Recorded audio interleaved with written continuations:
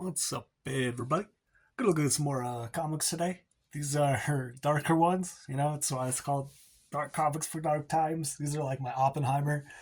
I can't watch that movie, but like these are my version of it, and I can barely read these. But this is kind of, if I'm in the mood, the trilogy I'll do, starting with When the Wind Blows, and then it goes to, these are two French comics about rats and the apocalypse, but it's it's Frankenstein. These are like volume 9 and 10. So the story goes for a while. This is just in between.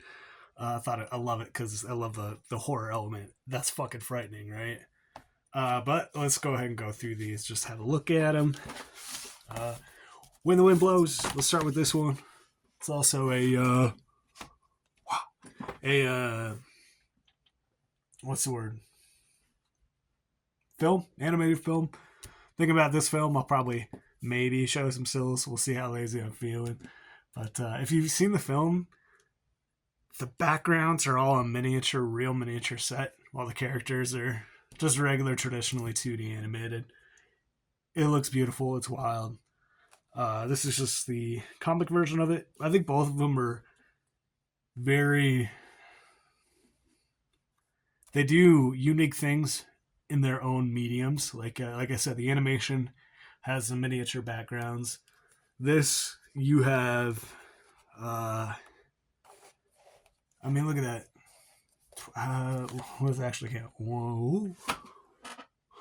1, 2, 3, 4, 5, 6, 7, 8, 9, 10, 11, 12, 13, 14, 15, 16, 17, 18, 19, 20, 21, 22, 23, 24, 25, 26, 26 pages. Panels. 26 panels. Probably another 26 panels. When I saw this blew me away. After doing this, I was going from like 8 panels per page to about 12 to 16. And that's a lot. It's hard to keep up with that, obviously. I don't do it as much anymore. I try to keep it 6 to 8 is usually as much as I'll do. 8's a bit for me now. But this is just stunning. It's about this couple during the Cold War, and it's just them living this like quiet countryside. Yeah, here we go. Yeah. Just their lives in the countryside, and like just how life doesn't really change. And then you get these beautiful one shots of the war. Like I'll show you some more. Yeah, like when it opens up, it's just them talking about it, right? God, beautiful. It's all stunning. I mean, it's beautiful, beautiful line work. Oh, they're talking about everything going on outside of their world. It's these big things, but when it's just their life and how they're dealing with everything, it's all these panels. And it's a small life. Well, the big world isn't closing on them. Just stunning, beautiful paint. This one does get dark. It gets very dark. I won't keep going through, but there's fuck it. There's a scene that when things happen. Here we go.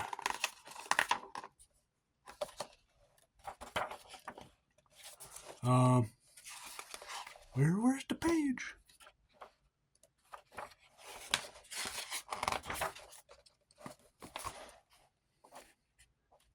There's a page where, yeah, here we go. Like it affects the panel layout. So it's really interesting. It gets dark. It's not a happy ending, but just throughout the entire story, even though it's not a happy ending, their small daily worries just don't really disappear. And they're more focused on that than this almost. Yeah, it's interesting. Made into a film. And then I kind of go into this series as like, this is life after it. Again, it's about rats. And it's all in French. Hasn't been translated. I just saw this and had to get it. It's pretty much library edition. But look at that. It's stunning. Beautifully painted. But it's hold on. Sorry. starting with this one first, that was volume 10. That was, I mean, it's not really a spoiler. There's Frankenstein, and it's a cat. Here we go. But yeah, it's about just the rats and the apocalypse. But it's a dark one. It's a dark story. It's beautifully painted. And they just kind of forge the body parts. It's this guy and his friend. So it's like very body horror-esque. But yeah, the rat version of Dr. Frankenstein.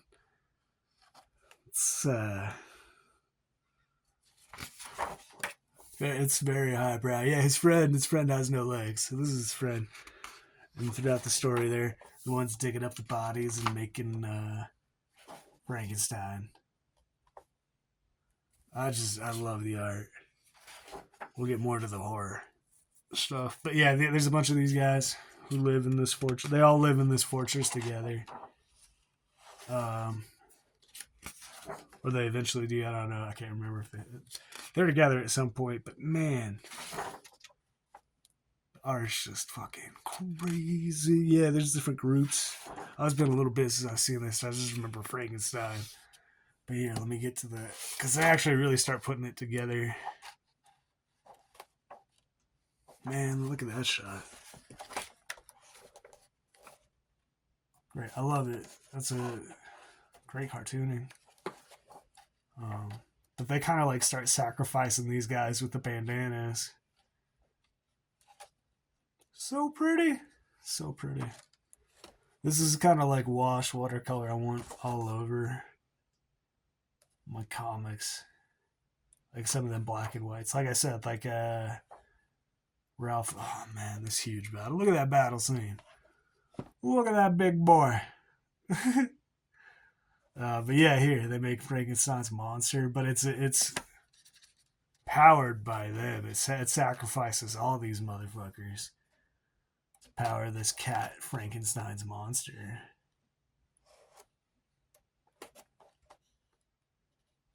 It's a big, scary cat.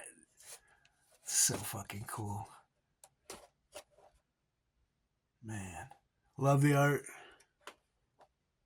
And then the next volume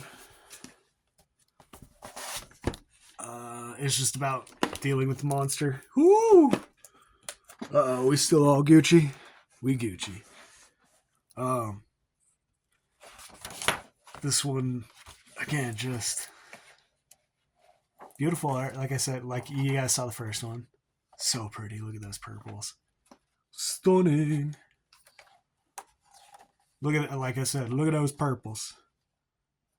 So good, so good. So this volume's about them and the monster. This one does kind of have a conclusion to it, so I won't get too far. Like I even know the story at all, honestly, but there's something there, I would call it a bit of a conclusion by the end of this. So pretty though. If you ever imagine Garfield as a bloodthirsty Frankenstein's monster, here you go. It's crazy. It's wild. Check it out. Any of these. It's by Tuluk, but it's Pacush Blues is the main series. And I just happen to really like these ones. So yeah, if you're in the mood for this kind of doom and gloom, check these out, man. They're wild. They're all wild.